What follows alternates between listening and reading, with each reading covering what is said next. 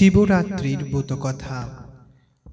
পুরাকালে সর্বরত্ন বিভূষিত দেব দানব গন্ধর্ব ও সিদ্ধিগণ সেবিত, অপ্সরাগণ পরিবৃত এবং নানা পুষ্প ফলাদি শোভিত, পরিজাত ফুলের গন্ধে আমোদিত ও ব্রহ্মর্ষিগণের বেদধ্বনি মুখরিত মন্দাকিনী বিদ্ধৌত কৈলাস শিখরে একা আসনে পার্বতী ও মহাদেব বসিয়াছিলেন। নানা কথা আলোচনার পর পার্বতী মহাদেবকে জিজ্ঞাসা করিলেন, হে ভগবান, মানবগণ কি কর্ম, কি ব্রত বা কিরূপ তপস্যা করিলে আপনি প্রীত হন? কারণ আপনি তুষ্ট হইলেই মানবগণ ধর্ম, অর্থ, কাম, মোক্ষদি চতুর্বর্গ ফল লাভ করে। মা পার্বতীর কথা শুনিয়ে শঙ্কর বললেন, হে প্রিয়ে, ফাল্গুন মাসের কৃষ্ণাপক্ষের চতুর্দশী তিথিতে যে ঘোর অন্ধকার রাত্রি, তাহার নাম শিবরাত্রি। মানবগণ শিবরাত্রিতে উপবাস করিলে আমি অত্যন্ত প্রীত হই। এই দিন উপবাস করিলে আমি যেইরূপ প্রীত হই, স্নান, ধ্যান, প্রণাম, ধূপ, দীপ প্রভৃতি বিবিধ উপাচার দ্বারা পূজাতেও আমার সেইরূপ প্রীতিলাভ হয় না।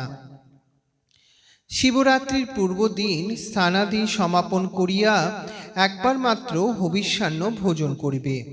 রাত্রিতে আমার নাম স্মরণপূর্বক সংযমী হইয়া তৃণশয্যায় শয়ন করিয়া থাকিবে। পরদিন ব্রহ্ম মুহূর্তে শয্যাত্যাগ ও স্নান করিয়া নিত্যক্রিয়া সমাপন পূর্বক যথাবিধি সন্ধ্যা বন্দনাদি সমাপন্তে বিল্বপত্র চয়ন করিবে।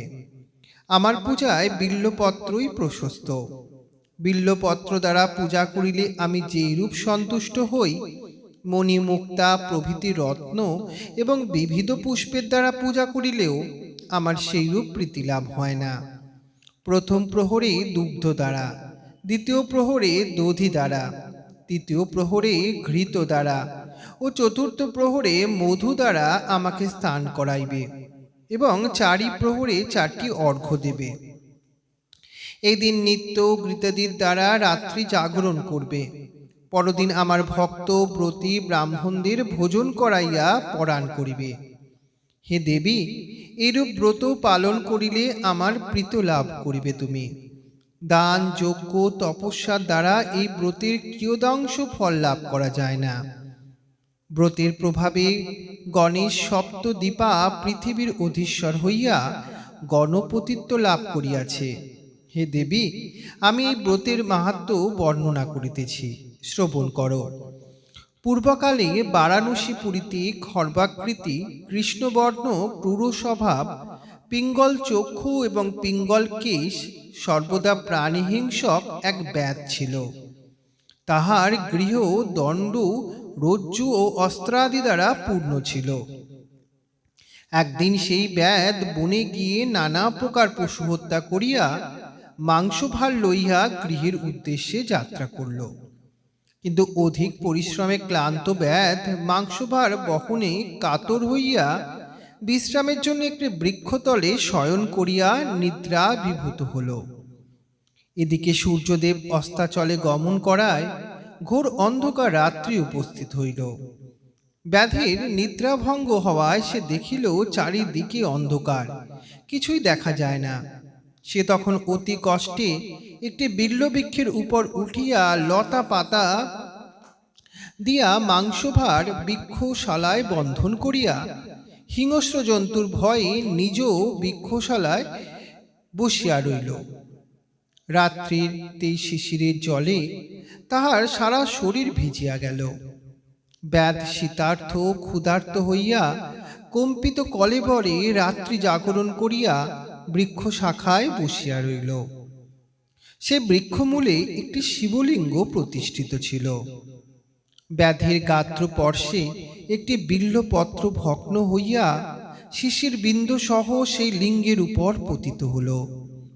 তাহার ফলে আমি ব্যাধের প্রতি তুষ্ট হইলাম। তারপর রাত্রি প্রভাতে ব্যাধ বৃক্ষ হইতে নামিয়া মাংসভার স্কন্ধে লইয়া নিজ গৃহে গমন করিল। কিছুদিন পরে ব্যাধের মৃত্যুকাল উপস্থিত হইল।